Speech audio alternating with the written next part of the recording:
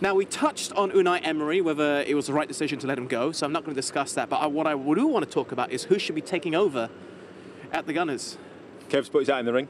Well, why not? Why not? CV's gone in. Yeah, Ken's going out on TV right now. I mean, it's very, very difficult because it's a big project at Arsenal.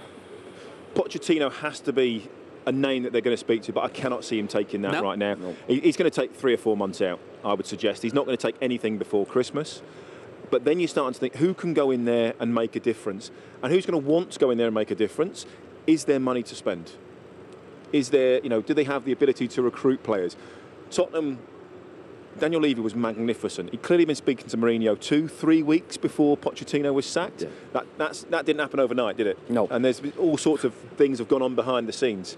Have Arsenal done the same?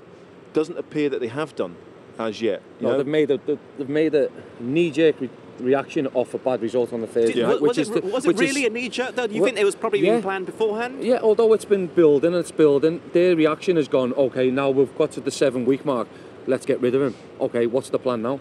Instead of what Dan's just been saying, Daniel Levy's looked at it and gone, are we getting the best out of this squad at this moment in time? And who can we get in to try and get the best out of the squad for Tottenham? Now, Jose Mourinho's come in, first meeting or first interview, he said, I haven't got money to spend in January, I've got to find out about these players. But all of a sudden, he's got reactions from every player in that squad. Now, if you're looking at Arsenal now, it's a definite knee-jerk reaction. They don't know where they're going to go at this minute in time. That's why they've had to hand it to Freddie Ljungberg.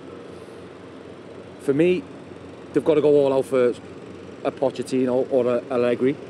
For me, it'll be Allegri. But he was interviewed before, and they rejected him because apparently he didn't say much in the interview. Let his agent do all the talking. But Kevin's right. English either. Well, that's if you're going to criticise Emery, or the players actually, a lot of Arsenal players don't speak English, so maybe it's not so much apparently of a they were criticising Emery for his lack of English and the very thick Spanish accent. Then you're going to get Allegri, and who can't speak good English either. The way I look at it, they are underperforming massively at the moment. There's a lot of good players in that.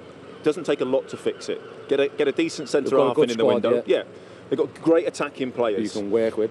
So, and that's what Mourinho's done. He's gone into Tottenham and he's going to work with the same players, and he will transform them. I have no doubts about that. There's been a lot of talk about Mikel Arteta going in there.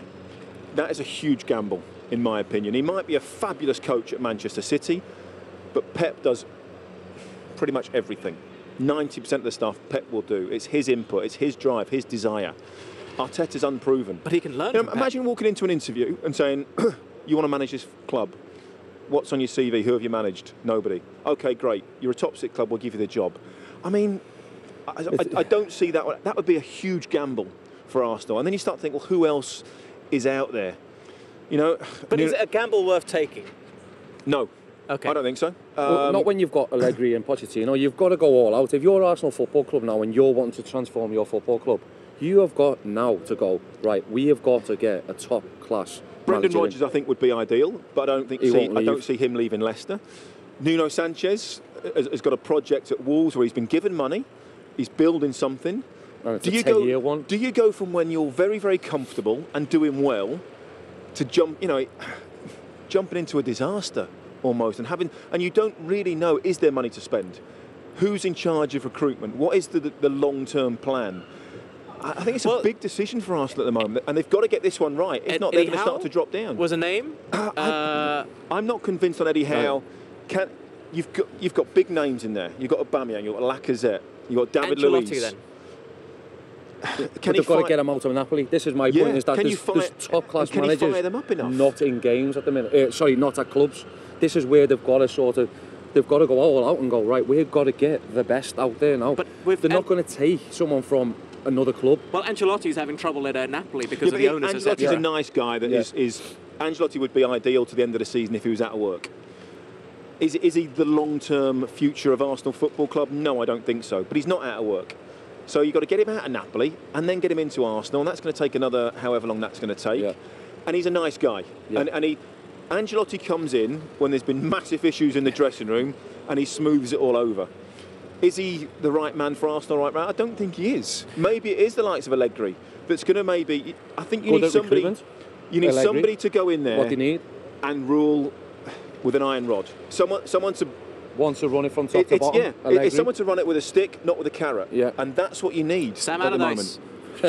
Well, he'll be good till the end of the season. He'll shore up the defence. Yeah. That's one thing he will do, and just let the forwards do. Listen, it's not ridiculous to think these managers shouldn't be actually getting asked. But if you're wanting to start a project with Arsenal Football Club, if they want to be back against the top, they've got to go out now and get a top-class manager. And like, for me, there's only one person, and that's Max Allegri, because he's out of the work.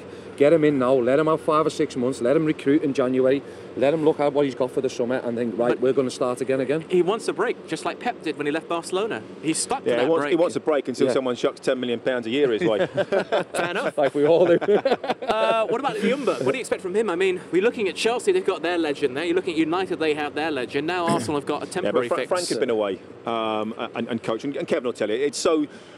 Coaching, being manager is so different from being a player and taking the top job, being ultimately responsible from just being in and around it and taking a few sessions to being the man in charge, doing the whole process, all the projects is very, very difficult to do. It's a completely different job. I think Ljungberg he'll be in it for a week or so until they appoint somebody else. Yeah, I mean, playing against Freddie, I wouldn't say that he didn't scream out as if he was going to be... he could be a coach, but doesn't scream out as if he could be a manager for me. Did Ole Gunnar Solskjaer scream out that he could be a manager? Well, he ain't doing that well either. He's still at Manchester United. He struggled at Cardiff when he come over. He went back to Mull, where it's his own country, he knows, and he's done okay over there, and then he's come back and he's struggled a bit with Manchester United. I know they're going through a bit of a transition period, but for me, again, if we're going back to managers, if I was Manchester United now, I'd be going all out to try and get Pochettino in to try and rebuild the club and do what Sir Alex Ferguson did if I'm Manchester United, because I think he's the perfect fit for Manchester United at this moment in time. Let's not forget though, when he was at Espanyol, another Barcelona club, because of that connection, he said he would never ever manage Barcelona. He seems to be very loyal. Do you think he'll stick to that principle? No. So football loyalty is dead? Of course it is. Mourinho said he would never be the Spurs manager until the job came up, and it was the right time. At the time, it was the right thing to say. And he wasn't. At that time, Tottenham was so far off, he was never going to take that job. You never say never in football. I always say I'd have never played. Having played for Man City and played for Leeds, I said I'd have never played for Manchester United.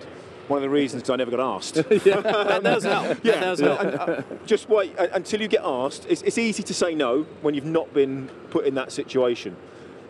Once you are, then you have a real decision to make. And if it's a top club, why wouldn't you? It doesn't make any difference. At the end of the day, unless maybe you will come through that club as the system, whatever. But no, if you get offered a top job, would you take it? You'd have to very, very seriously consider it.